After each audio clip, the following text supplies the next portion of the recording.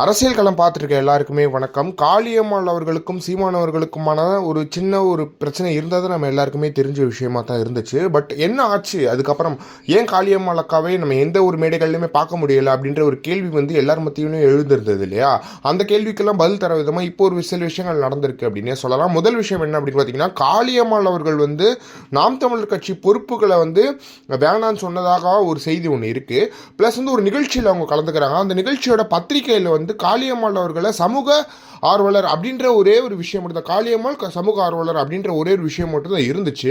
அதை தாண்டி அவங்களோட நாம் தமிழர் கட்சியில் பொறுப்போ வேற எந்த ஒரு வார்த்தையுமே இல்லை அப்படின்றது ஒன்று இருந்துச்சு. இந்த நிலையில காளியம்மாள் அவர்கள்கிட்ட ஒரு கேள்வி கேட்கப்பட்டிருந்தது. அது என்ன அப்படின்னு பார்த்தீங்கன்னா, நீங்கள் நாம் தமிழ் கட்சியில் தொடருவீங்களா, இல்லை இதை பற்றி என்ன நினைக்கிறீங்க அப்படின்னு சொல்லும்போது, காளியம்மாள் அக்கா என்ன சொல்லியிருந்தாங்க அப்படின்னு பார்த்தீங்கன்னா, அதை பற்றி நான் இனிமேல் தான் முடிவு எடுப்பேன், இப்போ வரைக்கும் நாம் தமிழர் கட்சியில் தான் இருக்கேன் அப்படின்ற மாதிரி சொல்லியிருந்தாங்க. இதை பற்றி சீமானவர்கள்கிட்ட ஏர்போர்ட்டில் ஒரு கேள்வி கேட்கப்பட்டிருந்தது.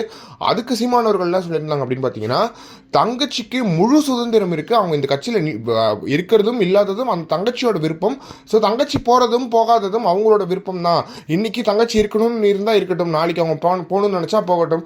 நீங்களாம் இன்டர்வியூ எடுத்து போடுறீங்க, அதனால் அவங்க சந்தோஷமாக வெளியே போகிறாங்க, அவங்களுக்கு ஒரு விளம்பரம் கிடைக்குது அப்படின்றதுனால வெளியே போகிறாங்க. இந்த கட்சி அப்படியான கட்சி இல்லை, இது முழு சுதந்திரம் உள்ள கட்சி அப்படின்னு சொல்லிட்டு சீமானவர்கள் காளியம்மாள் போனால் என்ன அப்படின்ற மாதிரியான விஷயத்த சொல்லியிருக்காரு அப்படின்றது ரொம்ப முக்கியமாக இருக்குது.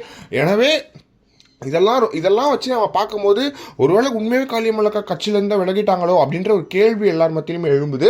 அது மட்டும் இல்லாமல் சீமானவர்கள் அதுவும் ரொம்ப அழகாக சொல்லிட்டாரு, இருக்கிறவங்க இருக்கட்டும், நாங்கள் ஒன்றும் காளியம்மாளை வெளியே போக சொல்லலை, அவங்களா போனால் அதுக்கு நம்ம தடுக்க முடியாது அப்படின்றத ரொம்ப அழகாக சொல்லியிருந்தாரு.